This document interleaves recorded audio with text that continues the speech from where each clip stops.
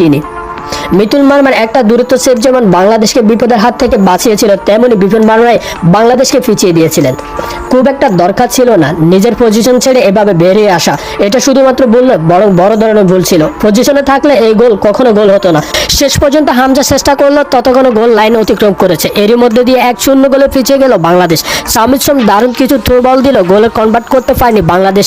অর্থাৎ যেখানে genuine number 9 এর অভাব, সেটা আরও একবার প্রমাণ করলো বাংলাদেশ। দ্বিতীয়ার্ধের শুরুতে কিছু সুযোগ তৈরি করলো, দ্বিতীয় গোল হজম করতে খুব বেশি সময় নেয়নি বাংলাদেশ।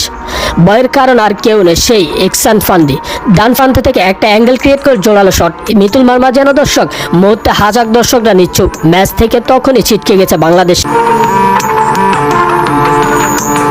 হামজার সাথে একটু অবিচার কিনা সেটা ভেবে দেখা উচিত। এছাড়া মধ্য মাঠে সৌমিত হামজা দারুণ করেছেন, তবু একজন নাম্বার 9 ফিনিশার অভাব হারাহারি টের পেয়েছে বাংলাদেশ। এরপর ম্যাচের 66তম মিনিটে হামজার অ্যাসিস্ট থেকে রাকিবের গোল দর্শকদের আনন্দ বন্যা বাসাতে তা জয়ের জন্য যথেষ্ট ছিল না। ম্যাচে একটা মাত্র উপেক্ষণ এনে দিয়েছিল বাংলাদেশ। নিজেদের হোম ম্যাচ ব্যর্থ হয়েছে বাংলাদেশ। তবে ম্যাচের শেষের দিকে জান ফান দিয়ে চেষ্টা করেছেন হামজা দাওয়ান চৌধুরী, একের পর এক চান্স ক্রিয়েট করেছে, কিন্তু ভাগ্য সহায় হয়নি। দর্শকরা হতাশা নিয়ে মাঠ ছেড়েছেন, তবুও কম কিছু, নতুন করে শুরু হোক এখান থেকে।